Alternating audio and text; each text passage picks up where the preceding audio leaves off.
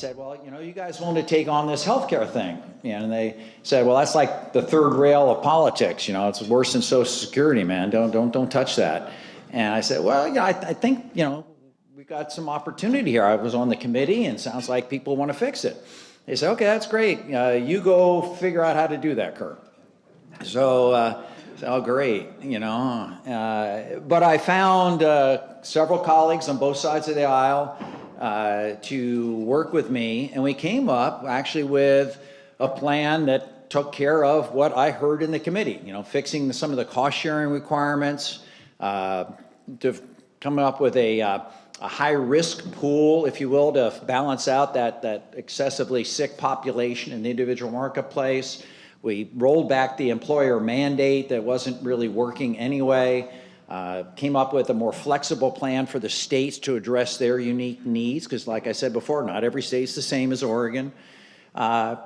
And we got a bunch of folks. We actually got senators engaged. And believe it or not, when you're in Washington, D.C., it's like you're on two different planets. You know, the House is on one planet and the Senate's on another planet. Our planet's better, of course, but they're on another planet. But this time we reached across the aisle. Again, no labels, I think, helped us a bunch. We organized some bicameral meetings, and we had 8 or 10 senators show up on a regular basis with us 46 House members and talked about this plan I just outlined. And I think it'll form the genesis of probably the solutions that we get into. As these premium increases come out, some are a result of the Affordable Care Act and the miscalculation on that population. Some are a result of the recent tax bill that undermined, frankly, the population that's supposed to be helping pay for healthcare going forward. So there's enough blame, I think, on both sides, but we're going to see some premium increases, and I hope that drives our leadership to coming back to some of the solutions that we worked up bipartisanly.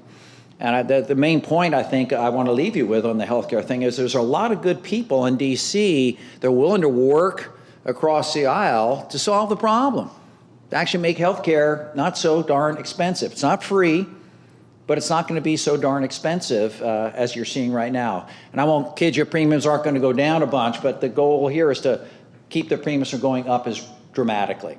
And that would be a huge success. Our coordinated care organizations have been very successful in this state, keeping our costs, Medicaid costs, down dramatically.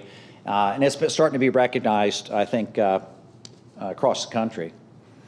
I'll talk a little bit about the tax bill. If you can tell me what it's all about, I'd appreciate that. We passed that bill, I think, in a 2-month span, added $1.5 trillion to our national debt and deficit. Hope your kids have a great credit card.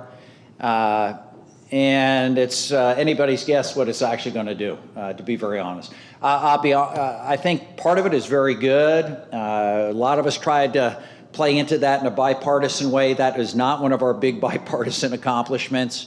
I think it's great for our international trade and our international position in the tax realm. We reduced the corporate tax rate dramatically, which needed to happen. I think we were very uncompetitive on an international basis.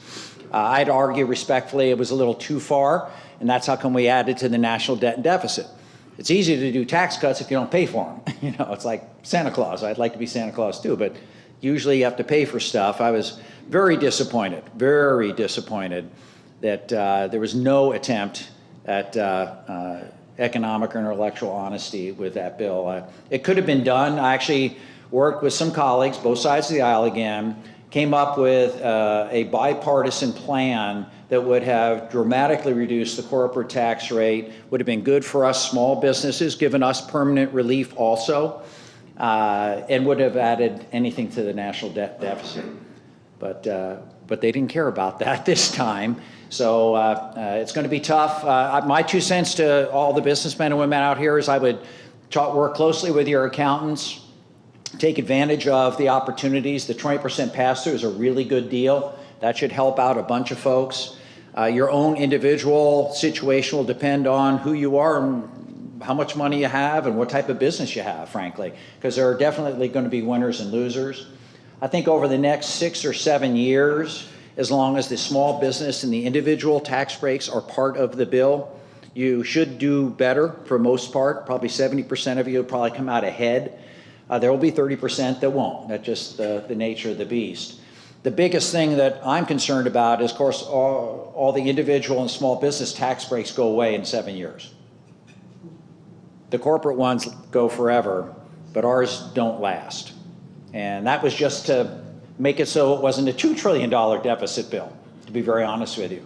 Stay tuned. My guess is there'll be some gamesmanship before the end of this year to permanently extend the small business and the individual tax breaks, and they won't pay for it. And so yours truly will be against it. The reason I voted against the tax bill and probably would vote against that same type of thing is I just don't think that adding debt and deficit is a good thing for our country. I just don't think it's a good thing, guys. We're already way in the hole. You guys know that. Deficits every bloody year. They're supposed to start going back up again. And I'd love to be Santa Claus for y'all, but I'm going to be up front and tell you I can't honestly, intellectually do that. Just the wrong thing to do. If we find a way to pay for it, I'm a hell yes, because I think anything I can do to support, you know, like I, in my veterinary practice, make that happen. But do work with your accountants. It's a difficult, arcane bill. Some of it's not thought through. We're, just like with the Affordable Care Act, we're going to have to do some fixing as we go forward. I hope it doesn't become a political football like the Affordable Care Act. We actually do some things. The core and the locks, they've been closed a long time. Trying to fix that if we can. We work closely like this community does, you know, with the core, trying to see if we can't do something a little better. Heritage Group and others are working very hard to see if there's a way we can get past, you know, some of the bottlenecks we've had. I think there's some economic opportunity there. We got to find a group to actually handle that and work with us on that to make that happen. The state legislature has been very helpful also. The Corps has been good. Their feasibility study is on track and on time. So not a lot new really to talk about there, but stay tuned. Immigration, another easy issue, one that we all love in Congress, one big happy kumbaya group. Probably one of the most important issues, right? For most businesses. Certainly for my farmers, it is the #1 issue for the farming community. And frankly, I talked to a lot of manufacturers and folks trying to find tradespeople that know how to do a few things. Man, it's also their #1 issue. Frankly, just getting someone to show up to work on time, be able to chew bubble gum, you know, at the same time. That'd be most businesses I talk to. That's what they'd like. And that's why I think immigration is part of the solution. I mean, the real world is our birth rate in this country is not high enough to sustain our country. And I'd argue, as I'm getting to be that Medicare age, I guess I kind of am already, but you know, you get that age, you know, I want someone to be able to take care of me, man. And right now, there's not enough workers in the workplace to fund Social Security or Medicare. That's just a fact. It's not an ideological statement. It's not a who's to blame statement. It's biology. Our birth rate's down, less workers for retiree at this point in time, and frankly, healthcare costs a lot more money than it used to. It's better healthcare, I'd argue, but it costs money. So I'm for some immigration that respects American workers. And actually, the Senate did do something right back in 2013 and passed a bipartisan immigration bill. Unfortunately, the House leadership at the time wouldn't let it come to the floor. And I would argue it would have passed easily in the House of Representatives. There are enough Democrats and Republicans willing to support businesses and, frankly, families. Some of it's, you know, a human issue. A lot of these folks, they apply for immigration status, takes 20 years. They pass away before they can get here. I mean, that's ridiculous. So their bill actually truncated things dramatically, got things done in a more efficient way. Labor bought off on it, business bought off on it, farm workers bought off on it, farmers bought off on it, faith-based groups bought off on it, and the House of Representatives would not let that come to the floor. We're still facing that problem a little bit right now. We have the DACA issue, as you know, which deals with a lot of the young people that are here, and it's the only country they've ever known, frankly. But we can't, frankly, apparently, find some way to get them to be part of this system, part of this long-term workforce. Have them pay their dues, if you will, but help them stay in this country and be part of the only country they've ever known. And it's been a big problem out in Oregon. Frankly, it's not that big of a problem. We have a few people that have issues with people coming into this country having forgotten that their parents came here at some point in time. And I'm not sure we all came here illegally. I'd like to think so, but I'm not so sure. There's got to be a way to make this thing work. There's got to be a way to make this thing work. But the problem is we get into the middle part of this country and the southern part of this country, and it's an ideological battle. It's not a business issue. It becomes an ideological issue. And that's where we're kind of hung up at this point in time. The president has indicated he's interested in solving it. He has certain parameters that he wants to solve it with. But at least he's in the game, and if we can just get the House in the game, hopefully that'll happen. There is an interesting play right now, give you some inside baseball and how Congress works. As you know, there's a majority party and a minority party. Right now, the majority party is the Republicans, so they get to decide, the Speaker that gets to decide what bills come to the floor. And this is not a bill he's inclined to get to come to the floor at this point in time. But there are a number of Republican colleagues of his that feel the immigration issue is just so important for either their farming area or their business area or because of personal beliefs that they're willing to sign what they call a discharge petition. And it's a parliamentary maneuver that if enough members, if over half of the members of House of Representatives want a bill to come to the floor, they can overrule the Speaker of the House. That's very rarely done, because if you're part of that party that the Speaker represents, you do that, you're likely to lose your committee position, your chairmanship, get relegated to the parking committee, not be invited to any of the reception, whatever. It's a kind of a gutsy political maneuver for all of us here. Well, of course you would do that. It's an important issue for your community. You just do it. Well, it's a big deal. And right now there are apparently, at latest count, 18 Republicans willing to buck their leadership on an issue they think is critical for their district, for their community. We need 25. There might be 25. And actually, it's not I think what they're suggesting is what my problem solvers group came up with about 2 months ago. Let's do what we call a Queen of the Hill approach. There's a lot of different opinions on immigration and how the bill should be written. We have kind of a punish the employer kind of bill called E-Verify that has some opportunities for some workers to come in on a very limited basis. We have a broader bill that has access for a lot of these young people with some border security stuff beefed up along the lines of what we think the president would be interested in. And there's a third alternative in there too. And the Queen of the Hill approach would say, all right, let's have democracy work. Let's actually put all three bills on the floor. Whichever one gets the most votes becomes the law of the land. And the Speaker does not like that idea. So that discharge petition becomes very important to see if we can't bring that opportunity to the floor. So stay tuned. There are, as I said at the outset, I think there's a lot of good people in Congress, a lot of regular people just trying to fix things, do some problem solving, regardless of what party they represent. The biggest problem we have in the United States Congress is bad leadership. We have leadership that spends all their time trying to play with the election system. It's all about election politics all the time. And I don't know, maybe y'all are different, but every group I've talked to in my district and in my state, they just want us to do our darn job. Fix some things. Don't be a part of the problem, Kurt. Try and be part of the solution, will you? And that's more than any single issue. That's what I hear from most of the folks. And I think that's starting to permeate across the country. A lot of my colleagues are, I think, hearing the same thing. So how am I doing on time here? I'm getting pretty dang loquacious. As a veterinarian, I hardly talked at all. My animals didn't care what I said. You're good. I'm good. Well, let me hit on at least one more topic here, and that's, I think, very important for the business community, and that's trade. And we were at the I didn't think it was controversial back in the day. Want to make sure American workers are protected, and that's been a constant theme since the NAFTA agreements 20-some years ago.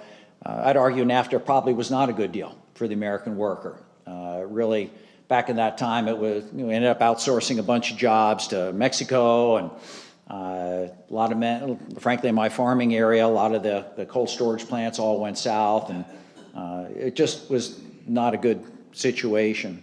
But I would respectfully submit that, you fast forward 20, 30 years, it's different, man. Back in the 90s, the marketplace in the world was called the United States of America. Europe was still, frankly, not doing very well. China and India were still third world nations. They couldn't buy stuff. They had no middle class. This day and age, it's different. There's a rising middle class across the world right now. And startling statistic, maybe I should have known, I didn't. 95% of the consumers in the world, they're from outside the United States of America. That's a big number. If I'm one of you guys, do I want to sell to just 5% of the potential consumers, or do I want to sell to 95? You want to sell to everybody, man. So there's got to be a way to make sure we can protect American workers and at the same time rise the standard of living around the world and compete internationally. My dairy guys are shipping, dairy products overseas. We're shipping crab overseas, live, fresh crab, Dungeness crab. If you told me that was possible 10, 15 years ago, I thought you're crazy. But with technology and transportation, the stuff we do now, you can do this stuff. And that's great, I think, for Oregon. We're here on the Pacific Rim with the Asian market growing, the Chinese wanting our products in the worst way. They don't trust their own dairy stuff back in China. I've heard stories where the mothers will drink the lower cost milk from dairy cows in China, but they'll feed their babies American dairy products. So I think there's some great opportunities. We've got to figure out how to do this. I don't think trade wars are the answer, to be honest. Maybe as a negotiating tactic, it's probably okay, I guess, maybe. But there's one thing to start a deal, it's another thing to close a deal. And I just got off the phone this morning with a company that manufactures a lot of stuff out of steel, and their costs have gone up 25%. They're desperately afraid they're going to have to lay people off. So there's got to be a smart way to go about this. I know the Trans-Pacific Partnership wasn't popular amongst a lot of people, but I think they were against it before they knew even what was in it. Again, this is a different world than 20-some years ago. We had worker protections in there. Vietnam, to be part of it, was going to have to allow a different labor party besides the Communist Party to have collective bargaining. That's crazy. And if they didn't follow through, they got dropped out of the TPP. It was written in the document. Environmental standards, we were shutting down the illegal logging in Malaysia and some of these other countries, raising the bar there a little bit. But I don't think that word ever got out about some of the good things that were in there. And my 2 cents is if we raise the working standards, environmental standards, that the rest of the Pacific Rim has to deal with, that can only be good for us, right? Because we're already paying for those costs. We already have the safest, healthiest, best labor-made products in the world. The rest of these countries lowball everything and they can outsell us. If we raise their standards, doggone it, we're going to be more competitive, which means more American jobs at the end of the day. But we lost that battle. Both presidential contenders decided to come out against trade for purely political reasons. I think that's wrong. There should have been an opportunity to have a more thoughtful conversation with you guys and the men and women that make this country great by taking on some of the tough jobs. Hopefully, we'll have another opportunity. We're working pretty hard. I'd argue that our biggest risk isn't really China, it's Canada. Canada's the one that has made it tough for us in the softwood lumber industry. They don't play fair on the dairy side. They won't buy our goddamn wine. That's the worst of all. It's darn provincial government. They're not good on the Columbia River Treaty. I could go on and on, but they're good negotiators because Canadian, I love my Canadian brothers and sisters, but they're very good negotiators. They just basically say, and then all the other countries working their ass off to come up with a deal, and at the last minute Canada goes, oh yeah, and by the way, I want this. And everyone else has done all the heavy lifting, and then they get off pretty scot-free. So I'm big on negotiating pretty toughly with our Canadian friends to the north. So anyway, I think there's some opportunities. Stay tuned. I hope we can get to some of these big picture items going forward. The common sense and the spirit of bipartisanship and the frustration with the leadership will overtake things.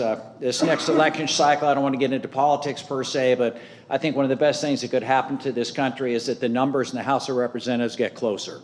No party should have an overwhelming, commanding lead, because that usually leads. We saw that when the Democrats were in big control 10 years ago. We're seeing it now with the Republicans in control. If the numbers got closer, people are not going to be coming up with a bunch of extreme stuff. It's hopefully going to be more common sense stuff that'll stand the test of time as decent legislation going forward. So thank you very much for having me, and I guess I'll take some questions.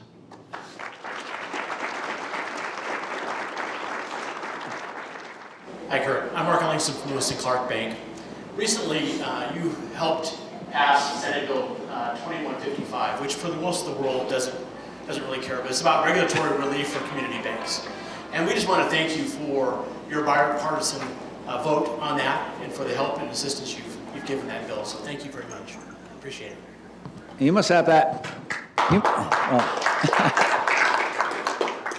Well, I appreciate that very much. I mean, the bill, contrary to what the news media will tell you, did not repeal Dodd-Frank as we know it. That is complete BS, but is the popular refrain. And I have lots of phone calls to prove that. What it did do is what Mark talked about. As many of you know, Dodd-Frank, the goal behind that was to rein in this rampant, free love loan system we had, where you could get a loan with now no down payment, no job, and mortgage you and your kids and the country's future. And that led to the big meltdown in 2008. And Dodd-Frank was an attempt to fix that. I'd argue respectfully, just like with the ACA and other things, a little too far. And I was on the Ag Committee at the time. We helped write several of the sections dealing with the Commodity Futures Trading Commission that we were trying to exclude community banks and credit unions, who are not part of the problem, from all this new regulation, which we felt was important for the Chases of the world, Morgan Stanley, all these big banks that were gambling, frankly, with either your deposits or their investments, and caused this, helped cause, not caused by itself, but helped cause this big meltdown. So this most recent bill was an attempt to get at that. I think actually it was a pretty good bill. Some of the elements of it, the House had passed, the Senate put it all together in a package, did not get rid of the Consumer Finance Protection Bureau, which was a hot potato for Democrats and Republicans. They stayed away from that. And they focused primarily on banks under 10 billion, which is most of Oregon's banks. And that's a tiny bank. Chase, those guys are $1 trillion bank or several $1 trillion bank. And those guys got nothing out of this deal, basically. They got nothing. There are some banks in between that could relieve some of the stress tests or make sure that they met the capital and or financial soundness standards a different way, a little more flexibility, but not getting out from underneath that. So when people talk to you about repealing Dodd-Frank, not true. Just trying to make sure the system works. Frankly, good for small businesses. Working with different groups, we're able to make sure that some of the mortgage caps for secondary homes weren't included, so that we have more business loan opportunity. For the mortgages themselves, a lot of banks are willing to hold on to those mortgages if they could get relief and get those to be a qualified mortgage, so that more mortgage lending could happen, especially in the tight market we have here in Oregon and around other parts around the country. So a lot of pretty good things, frankly, in this bill that I'd argue were long overdue to fix, make the regulation actually fit what's going on. Because as you guys know, in the small business world, you don't have an army of lawyers or accountants to deal with all this excess regulation. That just comes out of your profit line. You can't hire people, and that's what we were trying to get at with that. Thank you, Mark. Appreciate it. All right, here we go. What solutions are being considered to reduce mass shootings? What solutions are being considered to reduce mass shootings?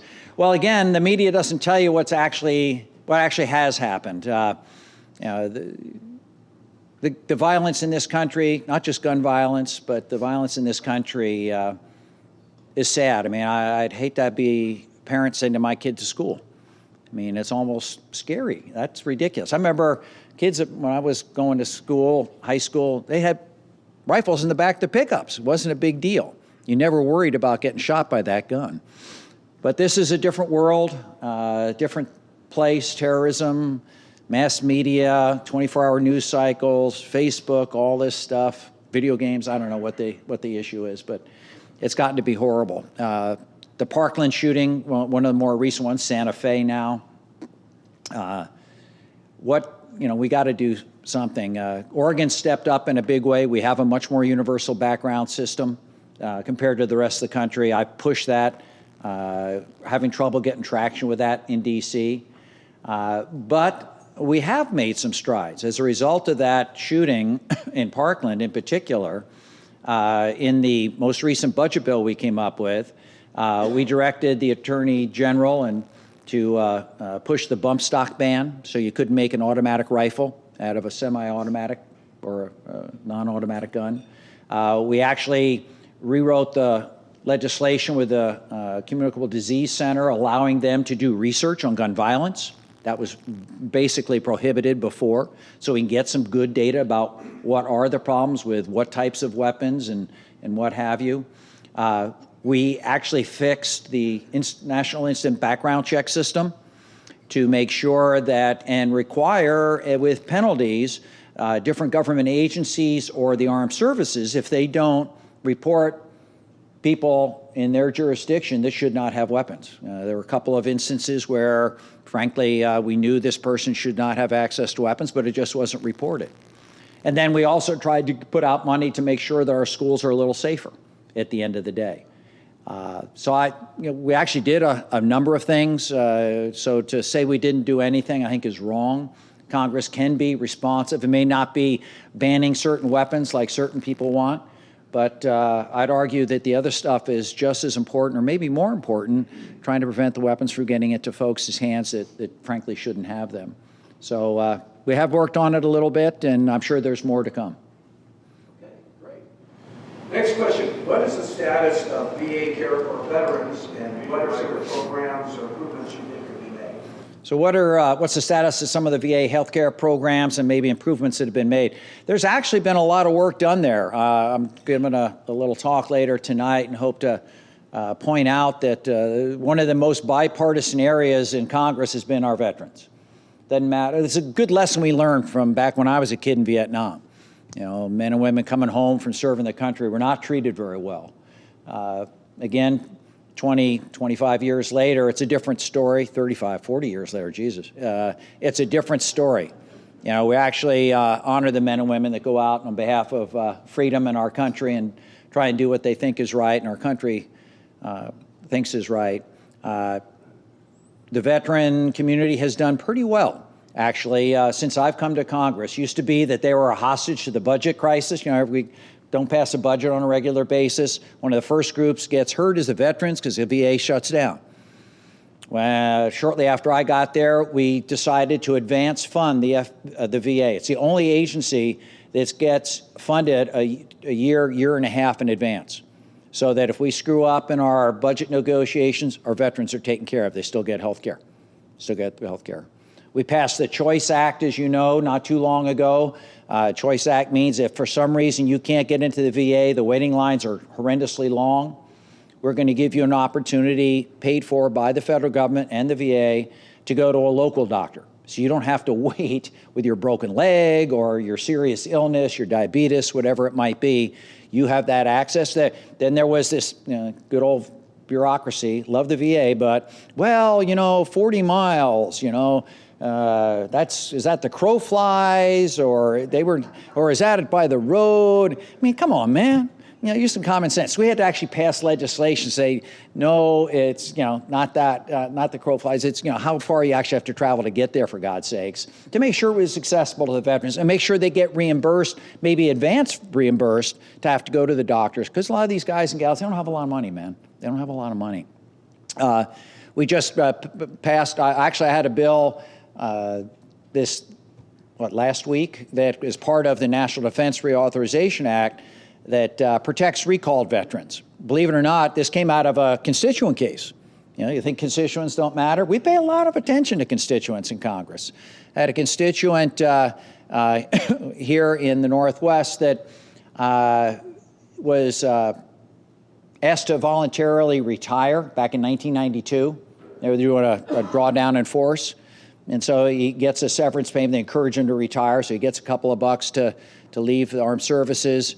Then, of course, Uncle Sam, fast forward to the Persian Gulf War and whatever, he gets called back up involuntarily. It wasn't his idea. Gets called up, serve his country again, do the right thing. He gets injured, has to retire, and then they won't give him his retirement benefits because he had that severance payment that they made him take to voluntarily retire. That's BS. That's wrong. This man, got hurt. He can't get his retirement pension from the... So anyway, I wrote some legislation with Jamie Herrera Butler. It's now in the Defense Authorization Act that passed the House the other day. Hopefully the Senate will pass it. We're looking after our veterans. It's one of the bright spots, and there's many. I gave you a whole bunch of other instances where we're trying to step up and do the right thing, and really appreciate their service. And it's going to be a long tail end to these wars. We've got to make sure we take care of our veterans. Yeah, Kurt, I was the one that asked the question, but you probably don't remember my daughter. But she called you with my son-in-law. Anyhow, you did an excellent job, and just to let people know, I'm a real advocate for veterans, but if you have a problem, the person they tell you to call is Kurt Schrader's office. Thank you. He really is helpful. Thank you. I got a good team. Got a good team.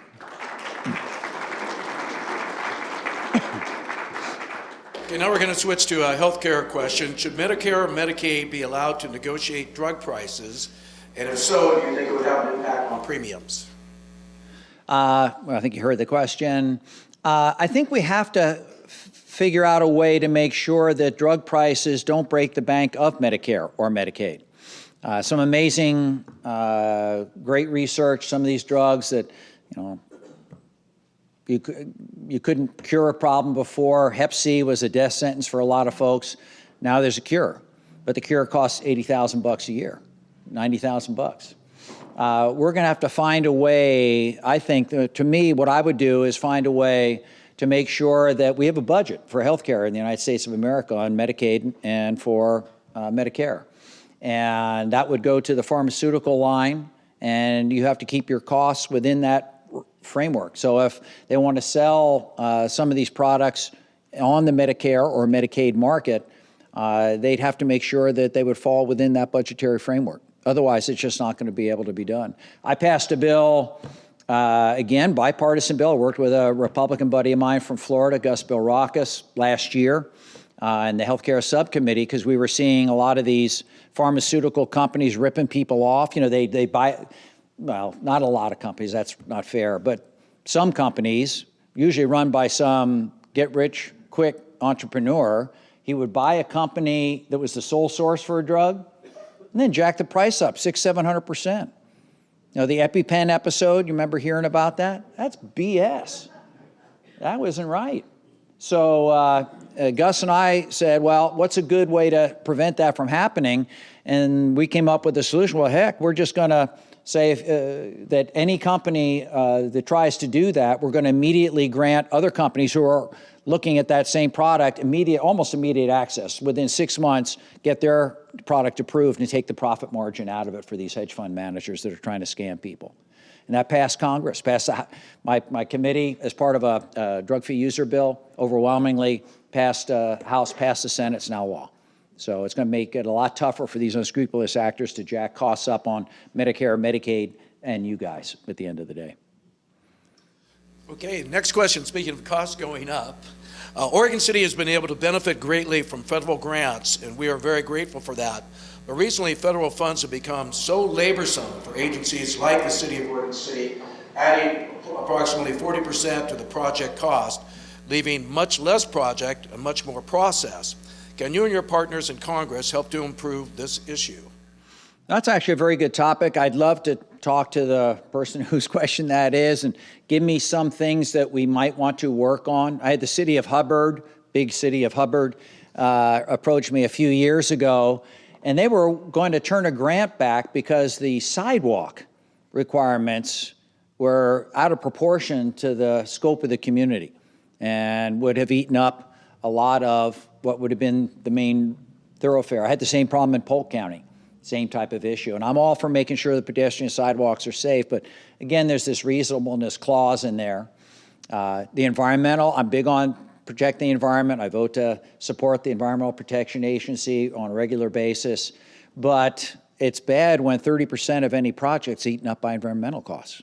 That's not right. That's too much. We've got to find a way to streamline that. So say what you will about this current administration, but they're, I think, very into streamlining a lot of the rules and regulations out there, and if it makes sense, I'd like to get those because we can feed them back to the administration. Sometimes it doesn't require legislation, just requires some rule changes at the agency level, and I'd love to work with Oregon City.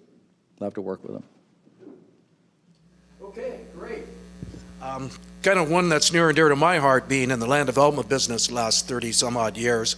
Who is working on a nationwide approach to solving the critical crisis in affordable housing?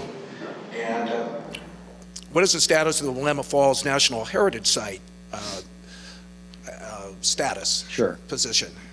To the former question, up until very recently, I didn't have a really good answer for the homeless issue on the federal level. I had lots of cities, Oregon City, Portland, Salem, cities on the coast, frankly, with high homeless populations and struggling to figure out how to deal with that. It can be an expensive issue, and the federal government, frankly, wasn't doing very much. Good news, I think, for a lot of the communities going forward. I'd love to stay in touch with our county and cities on this issue.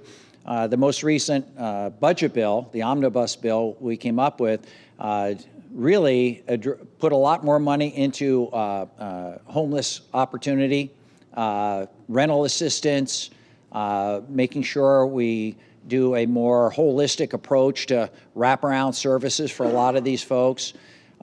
It's the first time I've seen in my 8 years since being in Congress where Congress actually stepped up and put some serious money into the homeless issue. So hopefully that'll play out. I found there's a long lag time between Congress acting and these rules getting written to where you guys see it on the ground. But I'd say 5-6 months from now, if you're not seeing some increased grant opportunity, some more movement on the homeless issue from the federal government supporting you guys, let me know, because that would be a direct contradiction to the legislation that we actually spent out there. The Heritage Fall, the whole work, we're working hard with the community on this. I'm very worried about the current owner of the Blue Heron site, if I may be directly honest with folks. He's going to be a bit of an issue, I suspect, but we'll have to work through that. Congress is very interested in that. I've got both senators very involved on this. My fellow Congress folks, we come from different parts of our state, but we tend to support each other on issues of significance, whether it's wind turbines in Greg's district or the Willamette Heritage area here in my district. We can kind of support each other.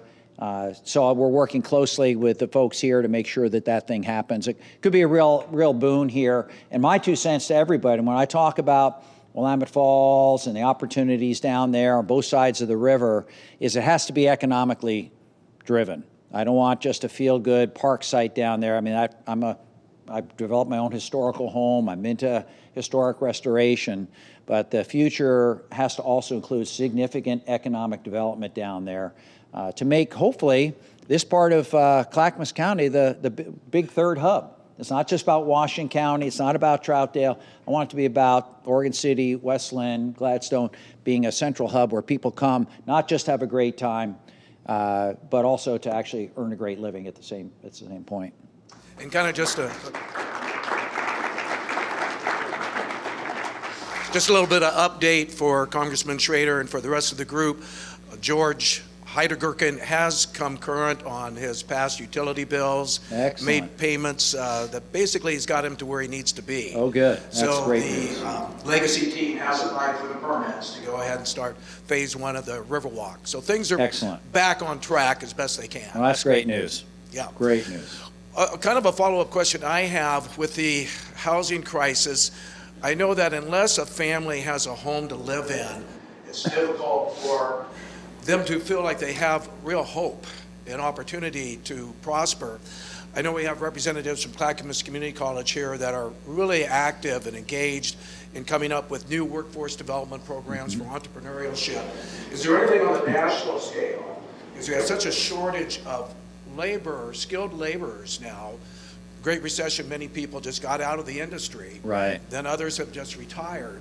And it seems to be a stigma for students graduating from high school to become an electrician or a plumber, even though it's great paying jobs. I was just wondering if there's anything on a national level to help encourage that type of skills.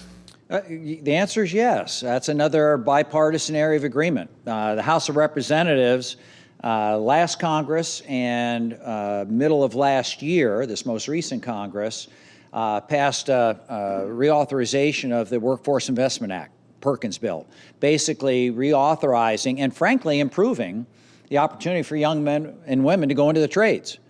I tell folks that out of my 5 kids, the one child that's making the most money and has the best life is the guy who went into the plumbers. He put away money, he's smart, he likes working with his hands, he's a smart guy, likes doing stuff.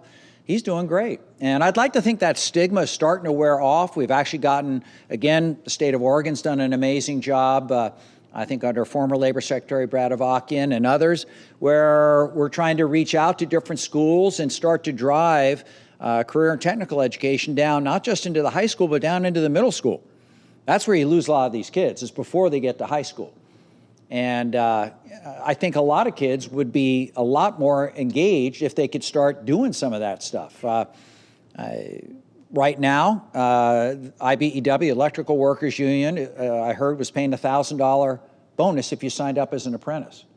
So not only do they train you, they give you an education, they pay you while you're doing that, and they give you a bonus for signing up. Let's see, do I want to do that or graduate with $100,000 worth of college debt? You know, now I'm not saying you shouldn't go to college. That's a really great route, and data shows you're going to have a great life if you do that. But I don't want to be a barista. I want a job. And so I think there's a lot of opportunity for a lot of young men and women, especially as guys my age start to retire from the different trades, whether it's police, fire, iron, electrical, you name it. There are a lot of great family wage jobs. It's not about a minimum wage, it's about a family wage, and that's what these great jobs, I think, are there. So Congress has stepped up twice. Please call your senator, tell him to step up and pass our damn bill, please. I mean that nicely, because we've done it twice. It's really a pretty good bill, and I think it reflects what the local needs are. It's not so much driven from the top down, getting a little certificate.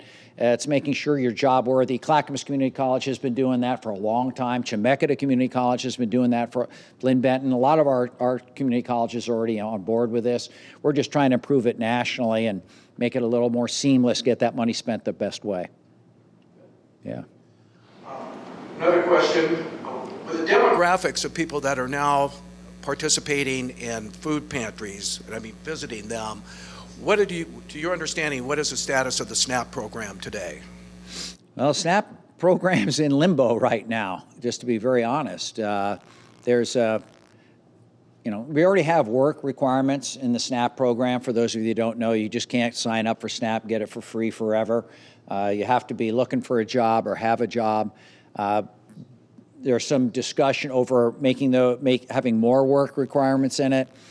Depending on how that would play out, I wouldn't be totally against that. But part of it is having people from age 50 to 59 have a work requirement. I mean, dang, come on, man. I'm all for making sure 19 to 49-year-olds have to be searching for a job. I think that's appropriate. But there's a great deal of controversy over how we do this. There's some training programs that people are not so sure would really work. And unfortunately, the food bank and food share are part of this whole SNAP discussion. And so we're having trouble. We're having trouble right now. The Farm Bill went down to defeat the most recent Farm Bill, not the one I referenced earlier, over these types of divisions that were out there.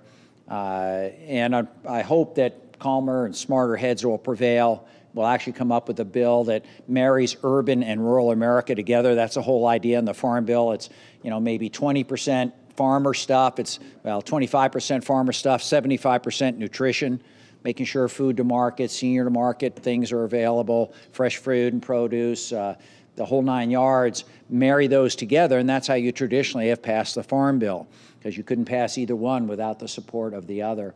It's funny, every 5 years people try to undo that. The Farm Bill usually goes down to defeat, and then they get nirvana and realize, oh yeah, let's put those two together again and marry up urban and rural interests and pass those. So hopefully that will happen. My guess, though, is this is purely my view, based on a little bit of experience, I guess. I think we're going to have trouble passing a Farm Bill this year. Even if it comes out of the House, it will never pass the Senate in the form it is at this point. But I do think we'll extend the current provisions, so SNAP will stay okay, in the near term. I wouldn't bet on a big budget increase, but it'll stay okay.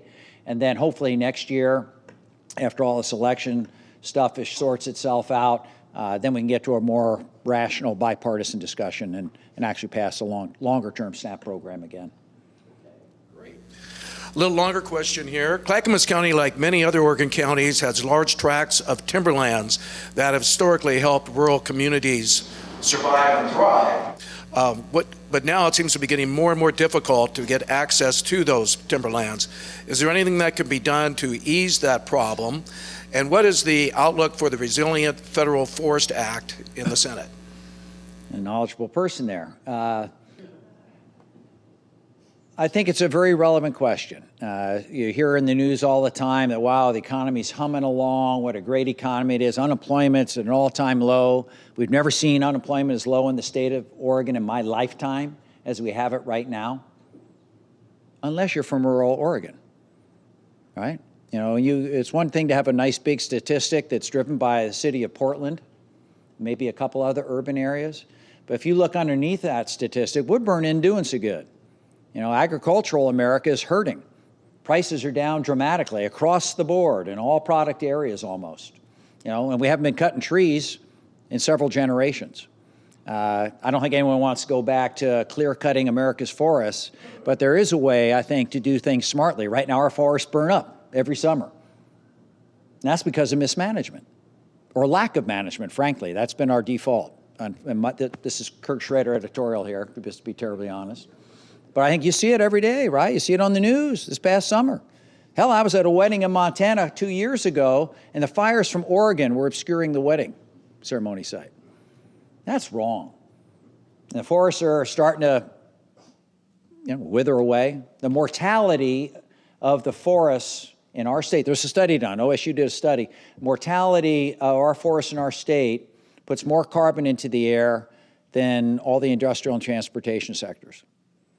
That's pretty goddamn significant. We think of, the forest as a carbon sink, right? Well, a healthy forest is, but it's not healthy anymore. So anyway, I'm a huge advocate for putting more people back to work in the woods. The Resilient Forestry Act, I teamed up with a Republican friend of mine, Bruce Westerman, a Yale forestry grad from Arkansas, and tried to get that bill. We passed it out of the Senate, haven't been able to get it across the finish line yet in the House. Would have not waived a bunch of standards, but made things a little more appropriate if you were at a community that were doing things to prevent forest fires and be resilient and work stewardship-wise with the community participants in the environment and in the timber industry. You could make things happen a little faster and a little more productively. It was a good piece of legislation. I'd argue our Senate hopefully will move on that. But one of the big victories I think we did get, again, as part of this as part of the budget bill we passed recently, both Senator Wyden and myself teamed up on the Senate and House side with Republican colleagues in Idaho on the Senate and House side to pass forest fire management fix. As you know, most of the fires that get started, the Forest Service, unlike every other agency, has to pay for these disasters out of its base budget. So that 50% of its budget was going to fight the fires. So that meant there was no forest management. They couldn't do any clear, fixing of the forests out there. Couldn't work the forest, couldn't do any projects. So these fires became a self-fulfilling prophecy. The less work you do in the forest to keep it healthy, the worse the fire is going to be. Well, we actually passed a bill as part of that budget deal that made a separate account so that a forest fire would be paid out of a disaster account, just like hurricanes, floods, and all the other stuff you get back east. I joined a group of colleagues called the Western Caucus. There are ton of caucuses in Congress, caucus for everything. But I joined this one, and my colleague, my staff was not real excited about it. I said, well, why? There's 60 members. And they said, yeah, Kurt, they're all Republican. You're the only damn Democrat. I said, well, yeah, but they're Westerners. This is we could team up on this fire. That's what we did. We teamed up on the firefighting issue. It's an issue that we all share, regardless of party, regardless of, where we are out west. It's a huge, huge problem. And we put a lot of pressure on the leadership. Again, Paul Ryan did not want to do this. He had some obsession about why we would get discriminated against, and everyone else got to use the FEMA money but us. So we set up a separate account. The logic of the issue passed muster with the rest of the body, and we got it done. So hopefully that means we'll get back into the woods, have communities, have healthy jobs for some of the kids. They don't have to leave to come to Portland to get a good family wage job. They can do it in the community. And hopefully we'll see more of that. Hopefully that resilient forest bill will also pass and create additional jobs so that unemployment's low, not just in urban America, urban Oregon, but also in rural Oregon. Okay, a few more here. Thank you. You acted on behalf of getting the Portland Harbor back in service when challenged by the EPA and environmental groups. How is that going so far? Well, better than it was. This Portland Superfund site's been on the books for almost 20 years now, with not a lot of progress. And this is something that, again, most all of your delegation in this part of Oregon worked pretty darn hard on. A message we got from the community was, let's move forward. The businesses felt like they were in this uncertain limbo, didn't know what their future was, how much to invest on riverfront property with that sword of Damocles hanging over the head of, how much is it going to cost me to clean up that river. Certainly Portland, some of the environmental community wanted the thing fixed just for health status. The Willamette River is a lot better now than it was a long time ago. When I first came to this great state, you couldn't swim in the river, couldn't fish in the river. Now you can do both. But it could be cleaner. It could be cleaner, and we'd like to get that certainty in there. We pushed hard over the last 2-3 years. Earl Blumenauer sort of led the charge, Mr. Portland himself, but he's been very open to different solutions. And I'll say this particular administration is a little more interested in moving forward. We're going to update the sampling techniques to see what the river's doing now. The sampling is from like 14, 15 years ago, and the river obviously has changed a lot in that time period.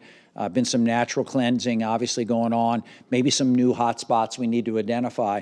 So we're in the process right now of doing some additional sampling as per the record of decision that came out last year. Year and a half ago. So we're at a point now where we're moving forward actually with some speed, and hopefully when that new data is analyzed, be able to get to what is the best recommended approach. How much dredging needs to be done, how much capping needs to be done, how much doesn't need to be done because the river has cleaned itself off. So stay tuned, but at least we're moving forward. Certainty. And Kurt, you touched on this topic earlier, but here's a question. Is there a way to help your fellow House and Senate members to see the economic value of in-migration to our state? Most economists here in Oregon and across the country say we have zero chance of 3% plus GDP growth with our current workforce population. Yeah, the answer is yes. I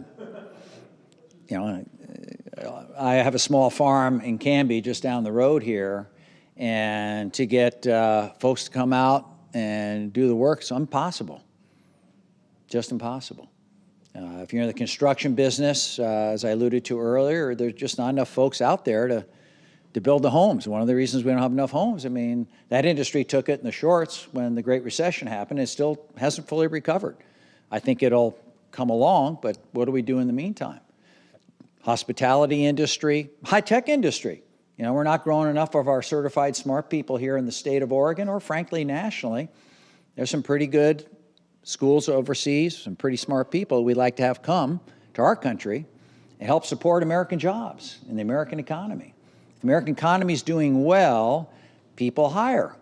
You know, I had some bills when I was, over the last 10 years, where we're going to give a check to a business if they hire somebody. I don't know about you all, but I would never hire somebody just because the government gave me a check. I'd hire somebody because I needed somebody to do the job. That's the real world 101. That shows you how out of touch people are in Washington, D.C. You know, it's about supply and demand and what you have. And so I'd like to think we're in a little better situation at this point in time. And people in our state get it. As I alluded to before, there's only a few extremists that are against a reasonable immigration policy. It's nice, easy for a politician to be in favor of something the business likes, labor likes, you know, workers like, you know, faith-based group, everyone likes, you know. But it is a tougher road to hoe, as I said, in some of these other states. But I think the majority of folks would definitely be in favor of a smarter immigration policy, as long as it protected American workers' jobs. And actually, that Senate bill I referred to earlier had it wasn't a one-size-fits-all. It actually had different types of labor called out. And every so many years, the labor community, the management community would evaluate where we are with regard to protecting American jobs or overreaching with too many immigrants. You could adjust that number. That's smart legislation. That's the type of stuff we need more of. So I think it's a critical, probably one of the most important issues going forward. We got to fix that immigration issue. We're going to be stifling our economic growth in this country. And China, India, you know, that's what I worry about. Kind of just a fundamental question. What reasons make sense for a decision not to let certain issues come to the House for members to vote on? What's behind all that? Leadership, or lack thereof, to be honest. I was just reading an article in one of the political hill rags about how in the old days the chairman of the committees would be these mini tyrants and decide what bill would come to the floor or what not. Oh, I yearn for those days. At least there were 12 or 13 as opposed to one person that would decide what bills came to the floor. The sad part, I will say, about our country's system is unfortunately, it's been manipulated and changed by custom, not by constitution or law, to where the Speaker of the House is all-powerful. The only thing democratic about the election system is the election. After that, that one person decides everything. Who the committee chairs are, what bills come to the floor, what rules of the House are, all that stuff. And that's wrong.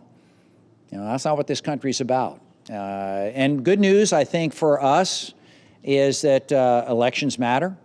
And we've seen I've seen since I've gotten to Congress where there are newer members are impatient.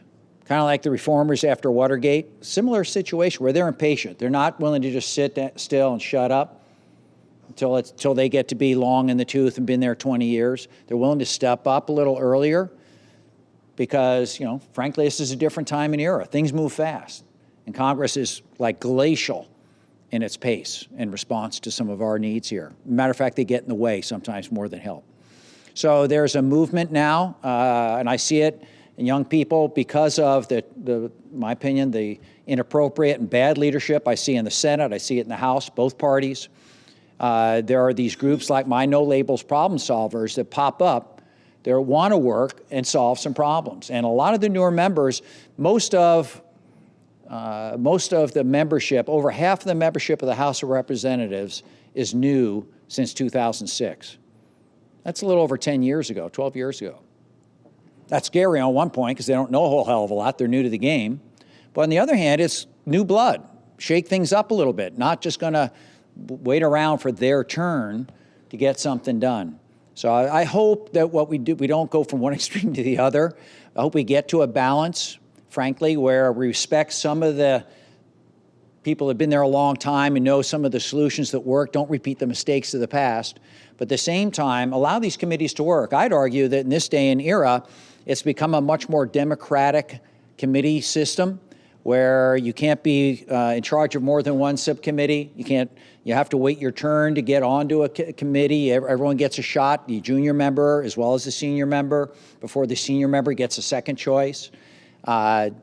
There's now on both the House, on the Democrat and Republican side, a system where seniority is not everything. On the Republican side, they rotate out their chairman automatically after 6 years. The Democratic side, they allow seniority to be only one of the criteria, but if you're a fairly senior member, but maybe not the most senior, you can challenge to be head of that committee. And if the rest of the members, they get a vote in caucus. So you got to appeal to the rest of the members of your caucus to maintain your chairmanship. So it's a much more democratically run system. So my 2 cents, I think it'd be great. My requirement for the next Speaker of the House is a person that's going to, number one, allow the committees to work, let the chairman and the ranking member, the top Democrat, top Republican, decide what bills come to the floor. Have rules that don't have all these BS amendments that are just gotcha amendments, but actually are substantive and reflect some of the things that members around the country think would be good for their communities. And that aren't allowed to pack the so-called steering committees with members friendly to just that one person. So that steering committee that helps the caucus run both on the Republican and Senate side would be reflective of the membership itself. And then I think you'd have a much better system going forward. I'm dedicating a little bit of this Congress and trying to get members elected either side of the aisle that reflect those values. And so hopefully that'll happen.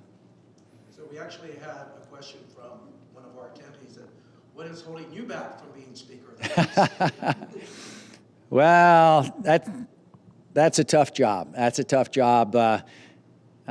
I tend to be more on the moderate spectrum of my party. Most of my party is more progressive in nature. It'd be tough to make it through. And I saw how Senator Peter Courtney had to deal with the Senate caucus here in the great state of Oregon, and I did not want to babysit a bunch of middle schoolers as part of Congress. I wanted to actually legislate and be part of a bigger picture item. So what I hope to do is help influence whoever is elected Speaker to represent the values that you're talking about, where a bill can come to the floor. If it gets over 218 signatures, that's the magic number to theoretically pass a bill, it should come to the floor, right? Seems basic to us. And maybe it doesn't pass, maybe some campaigns against it, and so you lose a couple of members, but that's the way it should work. That's the way it should work. Well, Congressman Schrader, thank you so much for being here. You mentioned transportation earlier, and I wanted to publicly thank you. Last year when I was given the final